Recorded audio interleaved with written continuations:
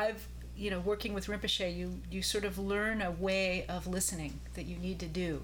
And so I kind of sat down with your manuscript and sort of prepared myself, and it took me on a journey. And I was very moved by the journey that we went on. And so I felt like my job when I was working on this was to try to not change the flow of that, right? And so there's some very unusual characteristics to this. It's not a standard memoir. It's got a whole other component to it. It's very complex, it's layered, it's rich. And one of the things you'll find, I think, as you read it, is there will be these points where you're going to just, there's going to be a lot stacking on top, on top, and on top. And take the time to open it up for yourselves and, let a paragraph sit with you for a while. I feel like this is an important part of your process when you were creating this, was allowing your stuff to come out from very deep within you. And so, I wanted to just make sure that the sentence is more or less scanned in English and that we can get from the places that Arnaud wanted to get to. So this is the end of the presentation? There you go.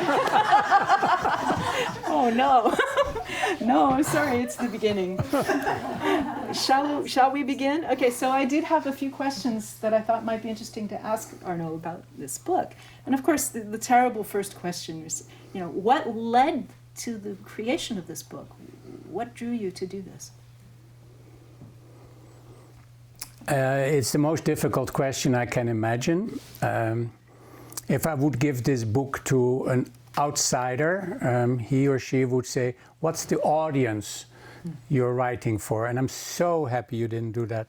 So I don't know the audience, I'm the audience.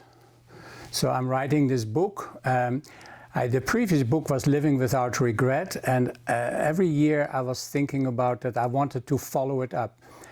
What it is that I want to follow up is another life that maybe all, but let me just talk for myself, another life that I'm leading within my life. So I'm working and I'm organization and I'm a director of Dharma Publishing and I'm leading seminars, but there's a whole other life going on. I'm not talking about a personal relationships life, but a kind of inner development.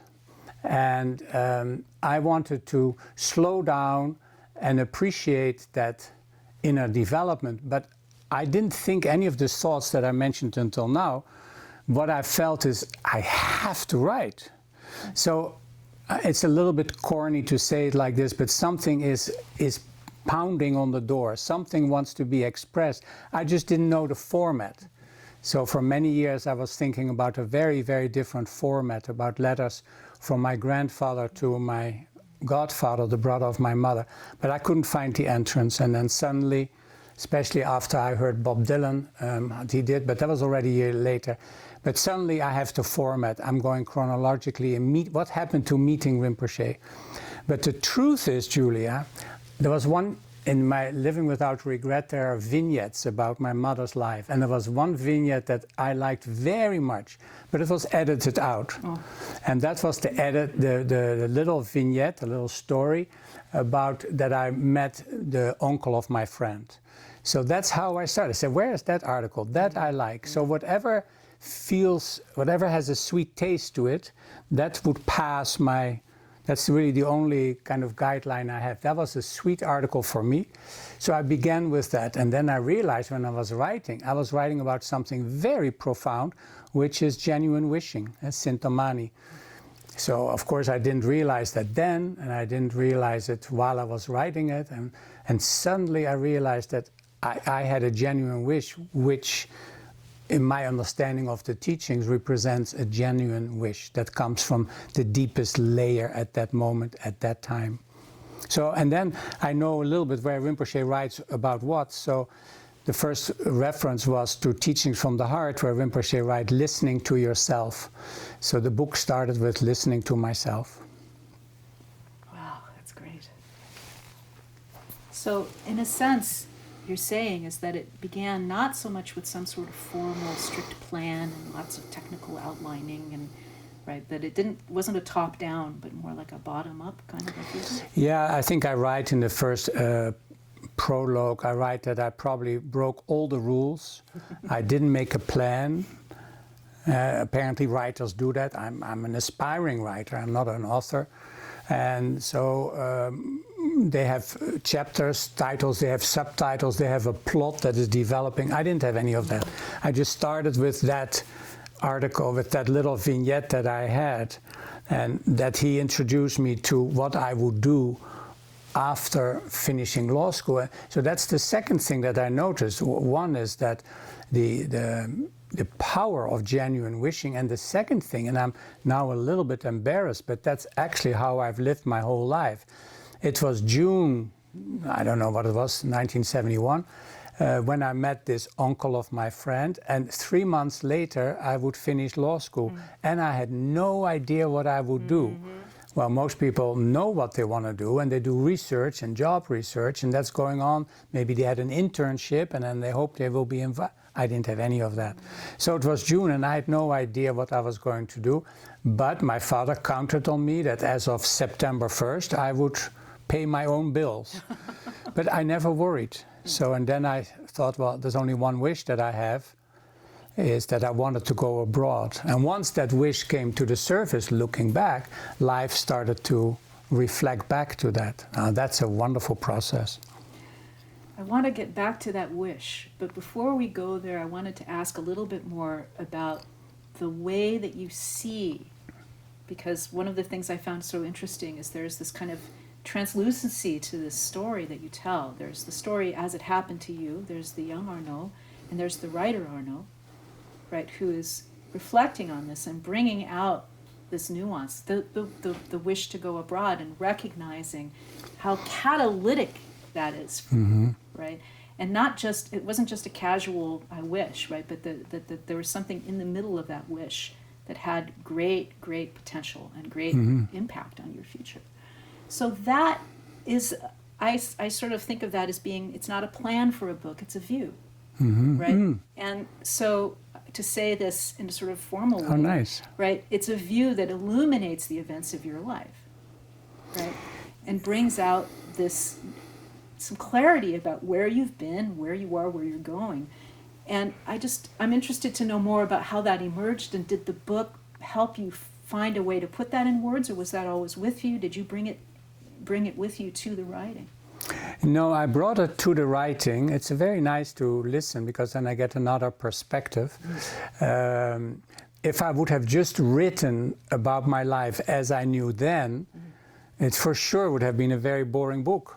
I mean, not about me, but all I knew, I wanted to go abroad. There was nothing else about me going on than I want to go abroad. And it was unbelievably how easy it was to go abroad. I was 5 months later in New York City, stationed in a big Dutch company. So I thought it would be very boring if I just write what I knew then. Actually, I was embarrassed. I was embarrassed that I was 25 and there's nothing going on in my mind. Nothing. So, you know, if I speak technically, I didn't even knew that I have thoughts. I didn't know I was my thoughts. I didn't know there was anything outside of thoughts. So I didn't know anything of that. I was just a guy who was kind of a copy of middle-aged person. So, but underneath there's a plan. And the plan is not the right word, but there is a design. Rinpoche calls it an inner design that, if the conditions are ripe, develops to fulfillment. So I know that now. So when I started to see that, so, well, there's a plan going on, and it was so easy. Why? Because it was according to the plan. I should say, because I was in openness. I was in between final school and job, so I was open. And in that openness, if your wish is clear, then life will start to reflect that genuine wish, which is genuine if it comes from, let's say, the bottom of your heart. So that gives a really special flavor to the way that you present these events. I found that because, you know, as the editor, you're sort of thinking there's a little moment where you're like, oh, somebody's life, okay, right? And you're like, well, you know, there might be a little moment where the person goes, well, why would you read about that? And it's like, well, I'm going to read about it. And then I read about it, and I was like, wow, this is really compelling. And I was like, what is so compelling about this? It's not just that it's highly detailed, and really puts you back in these moments of time. I can enter, like your Hong Kong experiences are just so vivid, right? The description of your little apartment and the furniture and everything, right? You're right there. It's not just that. It's because you've shown a light on this emergent inner design. I think that's a very nice way to put it. And I feel like, of course, the work, again, I'm using the word catalyst, the work that Rinpoche has done to help illuminate and help us all start to begin the work of prospecting out whatever it is that's inside of us that's valuable and to share. And I was really struck by how you framed this with Rinpoche. I felt as if Rinpoche were almost a kind of writing partner. Right? Never really, he doesn't make gigantic appearances in this book, and I wouldn't say this book is about Rinpoche, right? I'm not even sure I would say it's about the student-teacher relationship as much as it is about the teachings that you received. Do you want to talk a little bit about that? It really makes a different kind of memoir than, like the kind of traditional story of me, right? This is a really different kind of story. Well, what I liked very, very much when I started to write about this vignette where I talked about meeting the uncle of my friend who said, what are you going to do now that you finish school? So then as I was describing that, I know some of Rinpoche's books quite well. There are layers to his books, so I know one layer and maybe another one. They're not necessarily layered this way, but they're can be layered in a variety of ways. So then I could dish up from one of Rinpoche's book where that fit, what actually was happening. So if I say it clearly, as I was describing a situation, at that time I had no clue what was going on, except I was going forward. But looking from this moment, I could see that Rinpoche's book describes what was happening. So this is not the kind of teacher where Rinpoche gives a suggestion, now practice this or read that, and then it begins to add to my life. No, my life was already unfolding in harmony with Rinpoche's teachings. So I basically could pick from ever his teachings, the books that I know, I could find a paragraph that fit just that. So from my point of view, most sections fit in with the chapter of Rinpoche, and that's all hindsight. But that is so beautiful that there is an internal design towards fulfillment that really starts when you turn left. Huh? We make a left turn. That's American slang. You make a left turn. Your life is going like this, and suddenly you go another direction. So, and going a linear life, I can find in Rinpoche's teaching what that is like. What is the development of leading the kind of linear life, and how you can wake up. And when you wake up to, well, if you turn left, there's some awakening happening. You become aware of something. So, and then how that fits Rinpoche. So what I like to say is that Rinpoche's writings are about the unfolding of everyone's internal design towards fulfillment. So if you look at your life and you would share with them, I would probably be able to point to a paragraph and Rinpoche say, see what's happening? That's written here. So that design is kind of universal. It is applicable to all of us. But there's something very personal about which one of them do you pick. And so it is looking back, but my point is it's already happening. The teaching is already happening as you're going. And the only question is, can you hear it? So it's implicit.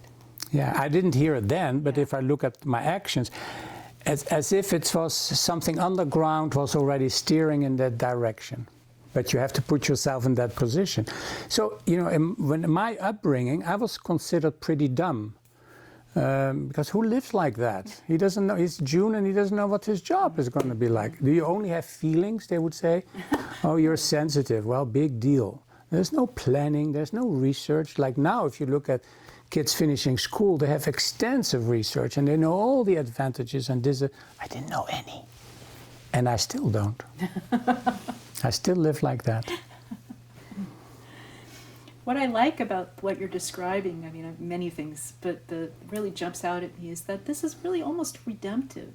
right? Is what? It's redemptive in the sense that, like, our lives. I don't know that word. Redemptive? Well, it's sort of like the life experience gets transmuted into something very meaningful. I see. You know? Yeah, yeah. And so it's redeemed in that yeah, sense. I see. I see.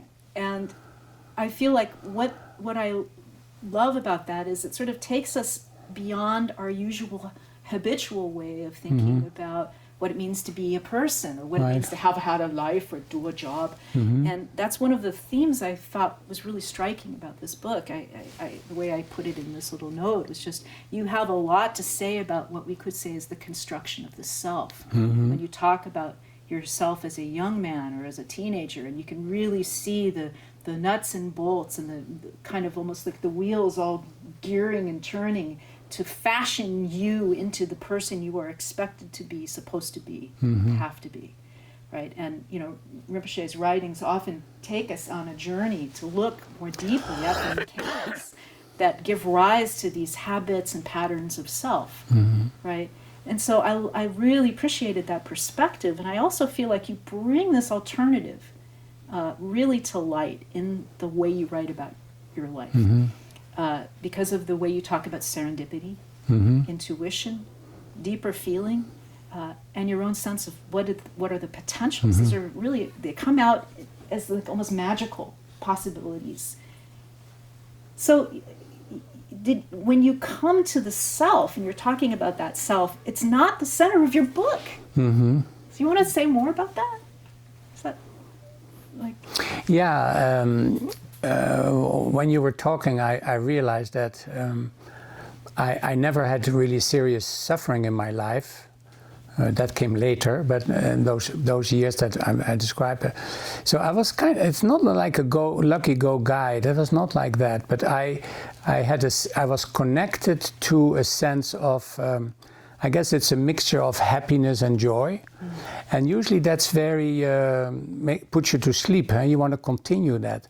But in my case, the kind of happy, lucky, joyful led me to let joy be the guidance. So not the self and not the expectations that were put on me. But I had a major experience, that was that at some point after 5 years having left university and working for a Dutch company in New York and Hong Kong, I had an experience that if I would continue like that, I could see what would happen. Somebody once told me, he says, "No, you don't." And I say, "Yes, I do." And whether it's true or not doesn't matter. For me, it's true. So I'm not talking ever about the absolute truth. But I sense that if I continue to live like that, my life will be more or less like that. Now, to cut it very short, I never have that with Rinpoche. I never have that I can predict, what is coming next. So I say, okay, but this is the nice part. I had lived that life. I had no aversion to life. I enjoyed the life. I enjoyed working for a Dutch shipping company. I still get chills when I see an ocean freighter.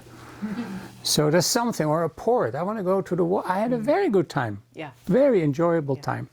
And because I began to have my own little cooking in the situation, and when I realized that it didn't matter at all if the ships were full or not. Let me say it differently. My creativity, my responsibility had no bearing on the ships being full and on time. That was all political. And the example I gave is I had a little service that touches on Chile, and when Allende was there, maybe some of you remember Allende, the ships were empty because he was boycotted. And when Pinochet was there, the ships were full. And I said, well, wait a minute. It makes no difference what I do. If Pinochet is there, the ships are full. And Africa was banned at that time. It was apartheid. And China was very actively protesting. And China just shipped to Singapore. They transshipped the cargo, made in Singapore, and went to Africa, South Africa. So it had nothing to do with me. And I didn't want to lead a life that had nothing to do with me. So two things. One is I experienced it already. And my creativity didn't matter. But I still have that. If I can imagine where it's going, I don't need to do it anymore. So, I think... Is that weird when you hear that or not? Or you think, oh, let the guy talk? No. Actually, it's really thought-provoking. Yeah? I mean, that's one of the things that I feel like I noticed a lot, was the way that you reflect. Like when you're talking about doing certain kinds of practices, there's this, one of the practices you talk about in the wake of having served at Dharma Enterprises, where you work with every single sentient being that was in your care and that was part of your situation, and all the machines and everything, and you spend time meditatively with each and every one of them. It feels like a little bit like that. It's like, this is actually there's a practice here. There's something very valuable about working that out. You know, to really sit down with yourself and imagine it out a little bit. I don't think that's, I think that's actually really valuable. I really do. I'm actually really glad you described those practices in such detail. They're not, you know, something like that maybe could be pedantic depending on how you wrote the book, but I felt like it came so organically out of your experience that it's sort of like, this is how I did it. Oh, if you'd like to do it, this is what you can do. You should try this. You know, give it a shot and see what you think. It was, you know, so it's a very beautiful way of inviting people to engage some more greater potential for understanding, right? You know, like we don't have to just wait and see what happens, or we don't have to just passively let it unfold. There's actually quite a bit that we can do if we learn to listen, right? But I think that there's a really important thing here, which is that the listening has to have this really deep receptivity, and I really think faith really is There's the word. Yeah, let's talk about faith. I also want to tell you, just before you mentioned the big word faith, I also have lived for about 40 years in a laboratory, not only my own laboratory and the peers with whom I'm working, but since 1979 I've been giving classes. So I can try out what works. And that particular practice, which is Om practice, I've done in, I don't know, maybe 20, 25 sessions. So when I did it, when I just came to Odeon, I did that for myself, and I thought the profound effect it had on me, how appreciative everything became that was filled with tension before. So then we did it in seminars. I mean, there are people here, and they know what I'm talking about. So I've done it in a group, and I listened to their feedback and how that worked. And so I felt secure enough to really pronounce that. Fantastic. Well, it emerges in a really gentle and very organic way. And it's speaking to somebody who has not encountered that before, right? I recognized certain elements of it as being, oh yeah, I can really see where this comes from. But it was really a refreshing presentation for me. Like, oh, that actually sounds like it would be good. I should do that too. But I feel like to begin to get that clarity, when you're talking about having clarity like that, it's a clarity that doesn't seem like it's coming from a very, I hate to use the word intellectual. It's not that. It's not that it's cerebral. It's like that slightly disconnected planny part, that sort of knows how everything goes. So one that is really good at identifying and matching patterns and things. And that you have to have some other inner receptivity or this sort of listening. When you talk about serendipity, when you talk about intuition, and when you talk about faith. I thought we just got away from faith. Sorry. It's so what you're important. talking about, I don't. We don't need to go into it here, but I think the word awareness fits the best. So awareness is a very, very unusual word. Some languages don't have an equivalent for it at all. But I'm very intrigued and interested to awake this kind of impersonal awareness. So that is the voice that speaks. That is what sees. That is what can excavate. And that's not some self that's making that account. No, there's a topic, and then the awareness starts to excavate. And I'm writing as fast as I can, or dictating. Wow. Yeah, there's a quote here that really struck me when you said, "All gestures are like planting seeds in the inner garden of mind, waiting for the right time to sprout and manifest." Right. That is really interesting. It suggests that the heavy lifting is something like patience, or being I'm still? not a good example of that. No, it's love. It's love. Yeah. So there's a seed that's being planted, like wishing to go abroad. And many Dutch people have that, by the way, so but wishing to go abroad. And then I discovered there were other wishes, and the wish is already planted before. And if you look in time, it's already there before. And suddenly it pops up. It's beginning, like wishing to go abroad came up at that time, not before. So it came up in the right time. I'm wishing to go, maybe a few months before that I first thought, so how can I get abroad? I don't know, how can a lawyer get abroad? So now I could have lots of suggestions, but then I didn't have any idea, except for maybe teach in the Congo or something, because we had an association with a law school in the Congo in Africa. I thought, maybe I can become a teacher in the Congo. That was the extent of my imagination. So when I recognized that there was a wish to go abroad, the seed had already sprouted. Let's talk a little bit more about this wish, the big wish, you say, or the genuine wish. I feel like when I first encountered that, I wasn't sure exactly what that meant. I kind of know Sintamani a little bit, right? And as I read what you had to say, I realized that maybe you meant something a lot more profound, right? This isn't just something I hope happens. No. Actually, there's no hope or fear connected to it. So it is, Rinpoche writes about it. I know where he writes about it, can say that much clearer. Yeah. But it is the voice of your inner being. So it is the language of your nature. We all have the same nature, life. But as it is in your embodiment, and because of the past too, your voice, your language is different. So the genuine wish is the language of the heart, but the heart is kind of used for Westerner to understand. If you say to a Westerner being, they cannot connect so much. But it is what it really is. I can say up to today, it's the language of life living in the body. So I'm embodying life, and that has a language. And that language represents the unfolding of that life, which is programmed towards blossoming, towards flourishing. Everything in life is going towards fulfillment, to completion. So your life, my life in the body, is programmed to do that. So the communication that it has is always a genuine wish or a knowingness, like this is. You don't even say this is right as opposed to wrong, but yes, you just say yes. So this is very impersonal, but it is very uniquely related to you. So I love to develop that, and Rinpoche in another book describes that relaxation is number one, and then alertness and stillness are kind of the gatekeepers. So if you're not in a sense of openness or stillness, or if your energy is not a little bit flowing, the voice is going on, but you don't hear it. So it's never stilled, it's just that if you're too busy for it. If you're too busy for it, but you still get signals.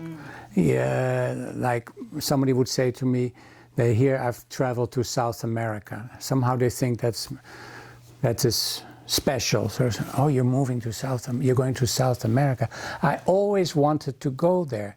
Then I would say you have to go, unless it's some kind of image that you got from a magazine or something. But if you really feel, I always would like to go too, then you have to go. And not everybody is able to go.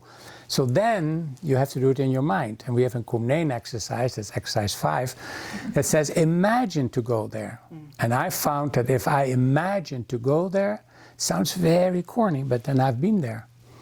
And the going, where it is, South America, or where it is that is your mind, is only a door to something greater. So, but you have to start with the hunch you have.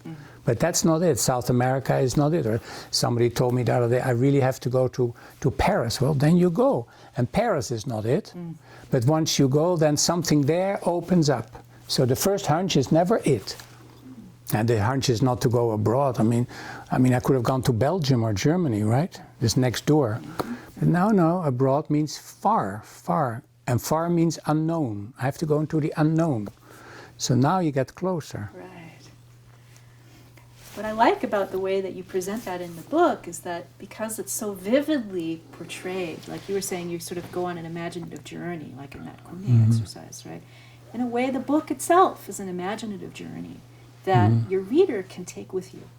And so they can get started on their own wish in a little way by seeing almost, it's not like a model in any kind of overt way. I don't think that's what you set out to create at all, somehow. I don't feel like that was your goal, was like, I shall exemplify this, but more just, I wish to communicate this. It's extremely intimate. Yeah.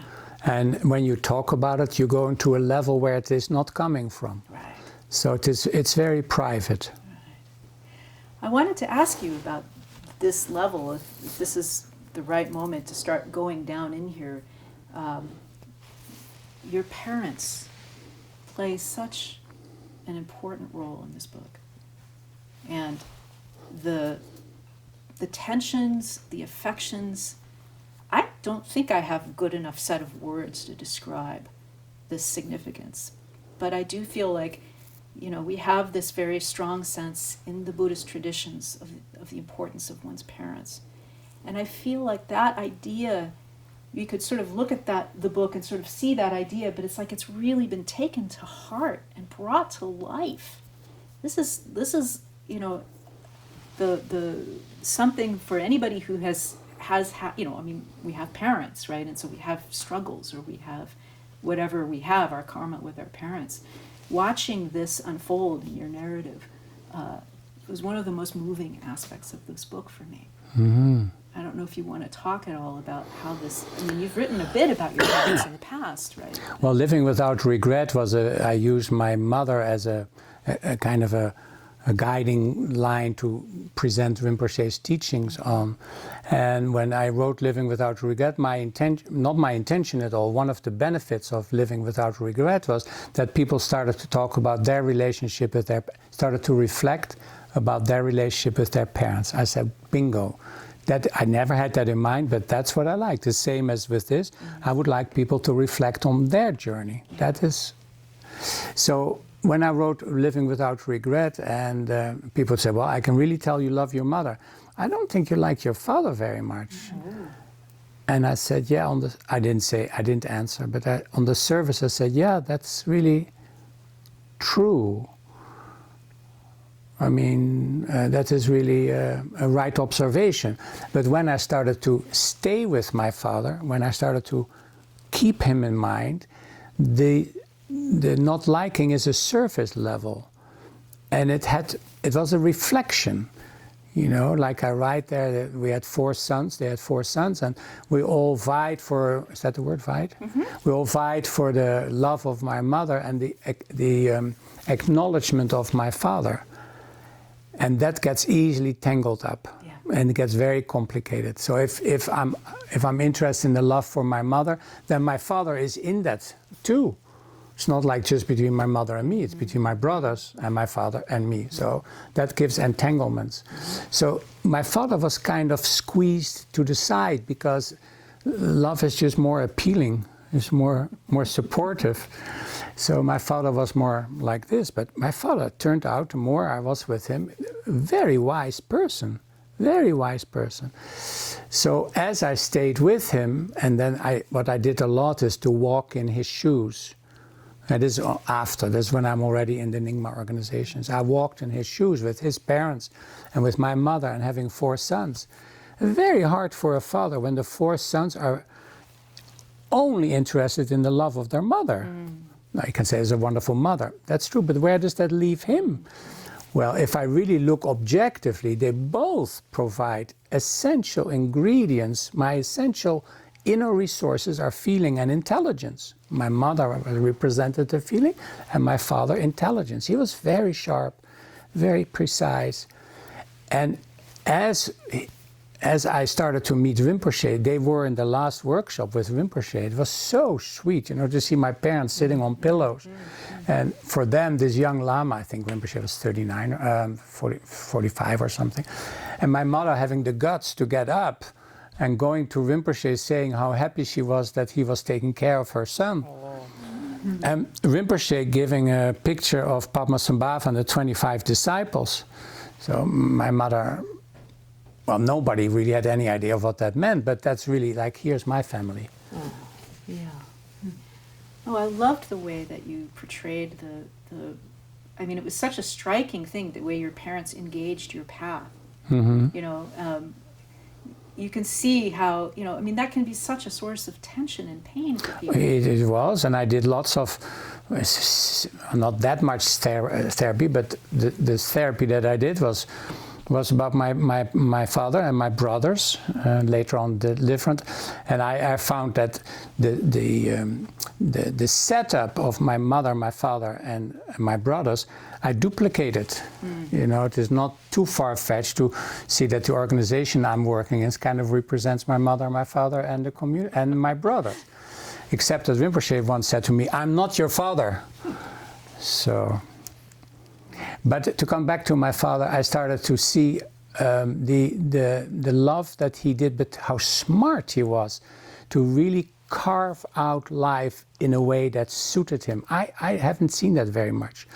In the process, you know, he was very much on his own, and people didn't like, because he was just cutting out what he didn't like, not what he didn't like, what didn't make sense to him.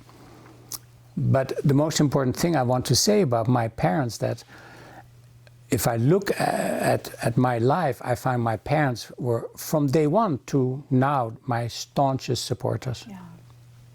That comes across really strongly in the book. And I was really struck by, especially towards the end of his life, it becomes really clear that your father respected you a lot, right? And that, I mean, I don't know if that, you know, my impression of the dynamic was that it wasn't always apparent to you how much he respected you. But as you spent more time with him, that he said a few things to you that showed that he understood the value of what you were doing. Yeah, but he was very challenged, because he, in a way, he liked my brother one of my brothers much more, because he did exactly what my father did. He was a president of a student university group, and he became for Shell, and he grown towards director. Except for when my father retired, he started to see that actually I was living his retirement fantasies, and my brother was living his before retirement fantasies. So it was very touching. Whenever I was in Holland and I would give a seminar, he was on the front row, and he had not many, 4 or 5 conversations with Rinpoche, because they would always come once a year. And I would come to the Institute in Boulder, where I was. I would come to the Institute in Berkeley. And when I was at Odeon, they would come to Odeon. And they were my father was so strong, and he believed that when they're in Holland or Italy, where they lived, whenever there's a 6 in the clock, it's time for a glass of wine. So 5:30 is 5:30 in Dutch. So 5:30 or 5:20 is 10 minutes before 5:30, so now the bottle of wine comes, and he has only 2 glasses or so. So, but even at Odeon, you live there, you know what Odeon is like. So even at Odeon, I had to bring the bottle of wine, and 5:20, we would have a glass of wine, just how he was. And then he had meetings with Rinpoche. One of the things that I also felt came across in your narrative was a little feeling of black sheep, especially as a young man. And the sort of challenge. Still. No, it is really, if I'm very, very personal, there are people who appreciate what I'm doing and people who think I'm a black sheep. It's still today. The black sheep does not often feel understood. No, he could cry easily. Yeah. So to me, one of the stunning things about how your book unfolds, and I'm thinking of this not just personally for you, as somebody I know and consider a friend, but for all of the black sheeps, right? In your audience. Oh, Lord. For all of us, and I think that really if you scratch the surface of most any sheep, you're going to see a black sheep. That it's almost like what mattered was that you came to understand yourself, right? That whether or not somebody else understands you in this world, right? There is a greater and greater capacity for understanding ourselves, and that's a treasure. That's a really valuable thing, to learn how to understand ourselves. Yeah, but in my case, it's a struggle. Like, I know that I want to keep going, and I am. There's nothing that can hold me back, but I would like everybody to like me along the way. And that doesn't work, but that is a struggle. So when they don't like me, my intention doesn't waver at all, but my attention does. So ideally my attention is in intention, then it's strong. So if people don't like me, my attention is drifting a little bit from my intention, and then it wavers a little bit, but I keep going. There's no doubt. That's the unshakable confidence. But it's not pleasant sometimes. But on the other hand, it's sometimes so sweet and so wonderful. So I really have nothing to complain. Well, it seems like a confidence that doesn't have the fixedness that sometimes we associate with that idea of like, oh yes, I'm sure of myself. Oh yes, I understand myself. Well, people who look at me say, boy, that guy is arrogant. But I think that's a little bit in my skin, you know, that's not so, maybe it's a little bit where I come from, you know, that's kind of inbred. But no, there's a yeah, I think one of my most precious moments in the book is, there's a couple of moments. The moment when I'm at the Institute and Rinpoche, shall I tell it briefly or shall I'll tell it? If you'd like to read it. Here we go. What do you think? So far I have not been able to read much.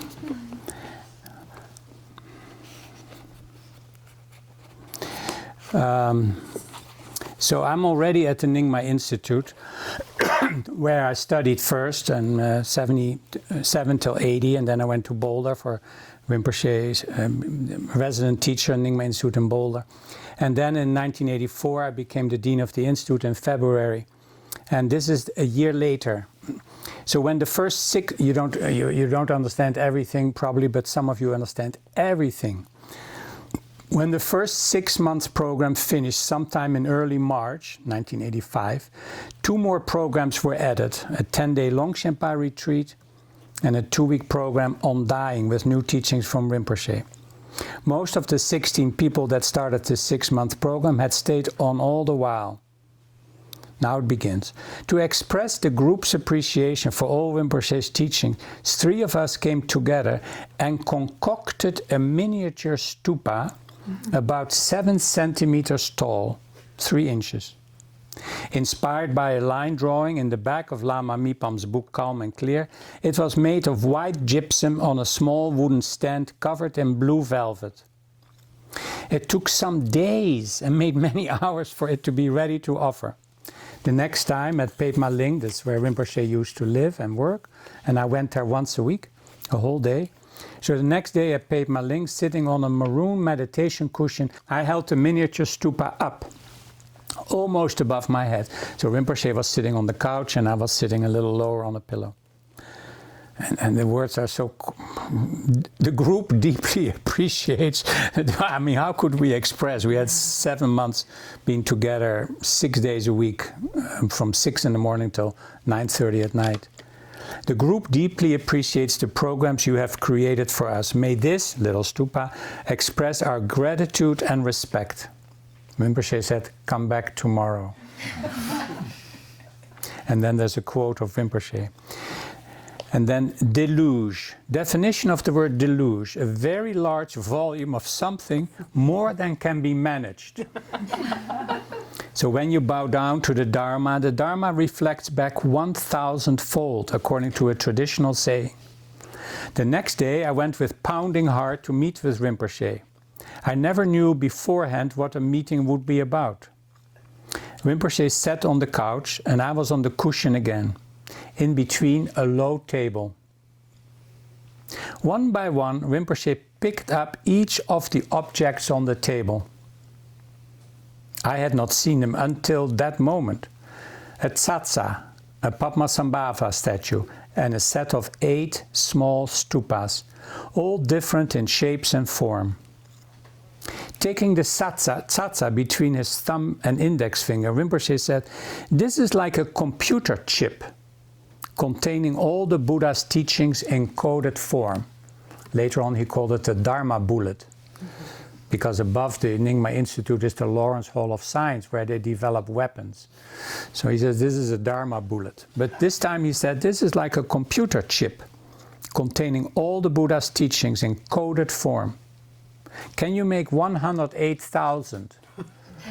As sometimes in South America they don't understand all the zeros. This is 108, plus 3 zeros. 0, 0.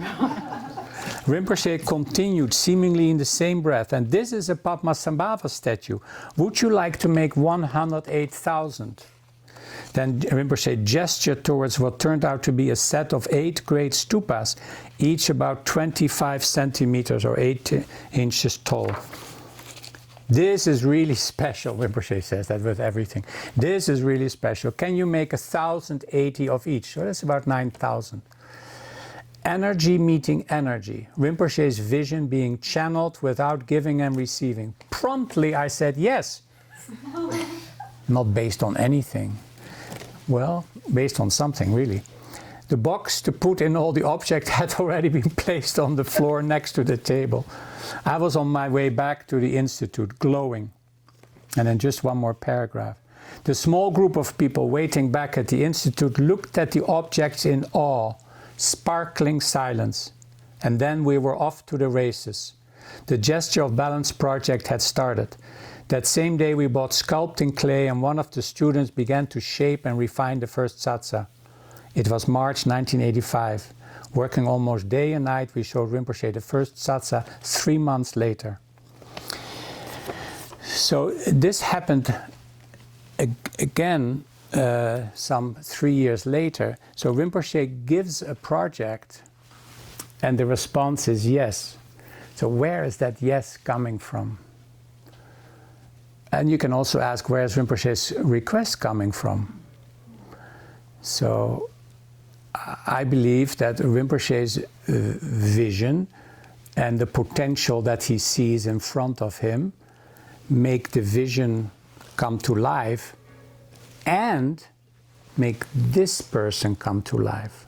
So I've always experienced for 100% that whatever Rinpoche suggests was good for his ideals, his visions, and good for my human development. That's why I was looking for, I wanted to continue my human education, and I met Rinpoche. So that he sees something that he can ask, that he doesn't ask you to run you into the ground, you know, he sees it's possible. And that he sees it's possible, that has been an unbelievably beautiful experience, because it happened 3 years later when we started a for-profit corporation. Do you want to talk a little bit more about Dharma Enterprises? I think we have some time. Or do you want to leave it for some questions? No, well, just the Dharma Enterprise. So what I describe happened in our organization for 40 years, 45 years. This is not only me that this happened to, but I can describe what happened to me. That's something Rinpoche suggests, and we go to the professional world and they say it's not possible. It's not possible to make 108,000 tsatsas. Well, what about 108,000 Padmasambhavas? Each statue has 7 molds. So, but there was never a doubt. Now, if you call that confidence, it's okay, but I didn't feel confident. It was just no doubt. So if you describe no doubt with confidence, it's okay.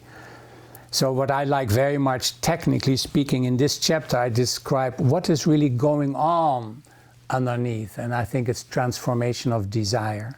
So it's really the power of desire that starts to get into action. It's a very, in the Tibetan Buddhist teaching, desire is Vajrayana is a very important thing. So, and then we had it one more time 3 years later. You want to hear this one paragraph? Sure. So, oh, thank you. So I was at the Nyingma Institute for 3 years, and it was kind of rocking after a while, because, you know, just the 108,000 tsatsas, they were coming out of the woodwork everywhere. It was a big production. And then suddenly, during an afternoon session of the month-long mandala retreat at the Nyingma Institute in Berkeley, the receptionist quietly entered the meditation room and whispered in my ear, "You are invited to come to a meeting with Rinpoche at Pema Ling right now." So I excused myself to the group. People seem to understand, when the master calls, you go. On that sunny afternoon, I was the last one to arrive at a small gathering headed by Rinpoche and a few other students. We all sat on cushions on the grass in the garden of Pape Maling. Words were sparse. When Rinpoche began to speak, I found myself invited to become the director of Dharma Enterprises, a new for-profit company in the printing and binding business. It was like lightning out of the clear blue sky. The meeting of minds was thrilling, promising something unknown. Momentarily, my breath was taken away. I was speechless. Then a momentary jolt. Was I leaving the Institute? It was such a nice experience because the Institute was teaching and this project. So working and teaching, working and the teachings was a fantastic combination.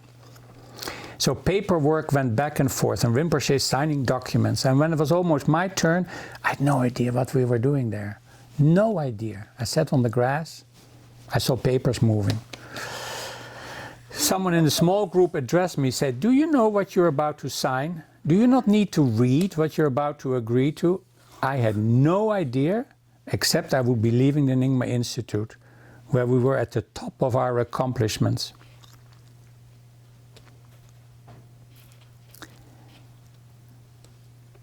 The stack of papers had arrived in my lap. I put on my signature down on different documents. Without reading the contracts, without any discussion beforehand, I had signed off. It was not important for me to know and to be able to articulate why I agreed to something without any prior preparatory discussions, research or business plan. I knew nothing, yet I signed. Now, so many years later, maybe I can describe my state of mind at the time by using two examples that happened some 20 years later. Once, I'll just mention one, once in a private meeting, Rinpoche said to me, "You can teach whatever you wish, wherever, whenever." And Rinpoche added, "I give you a blank check." Do you know what that means in your language, in your culture?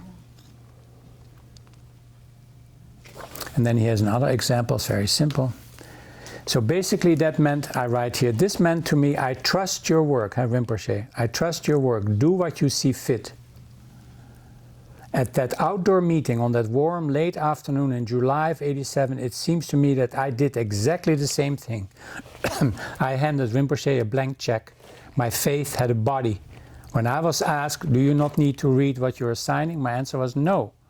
If Rinpoche thinks I can do it, I can.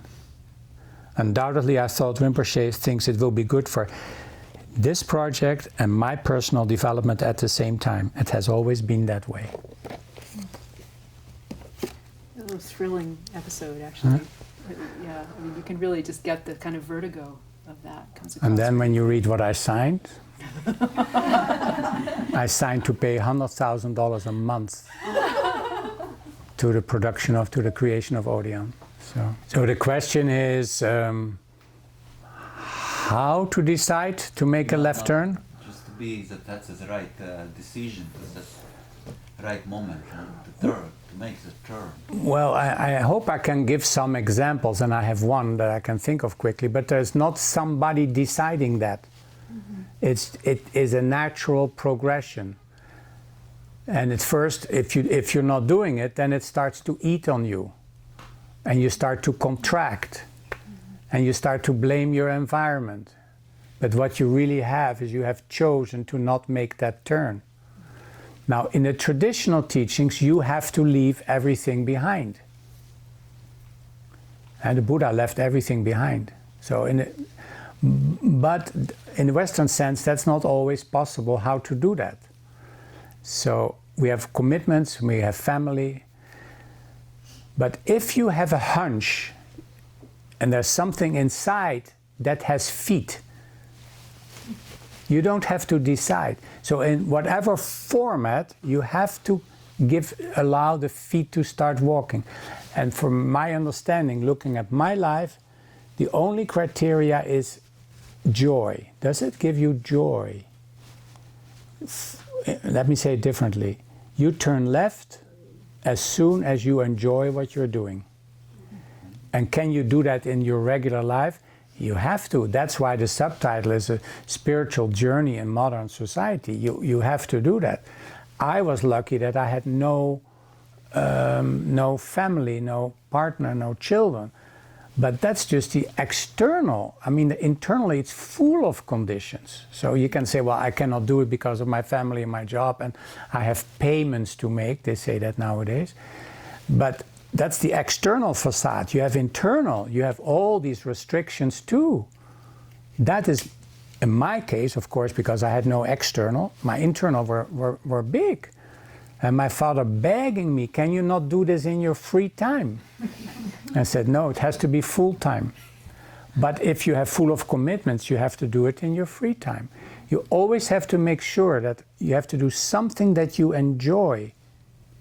Then this process gets going. So in my case, it was riveting, it was exciting, it was joyful. But there are other people for whom in their life it's not that easy, it's very difficult.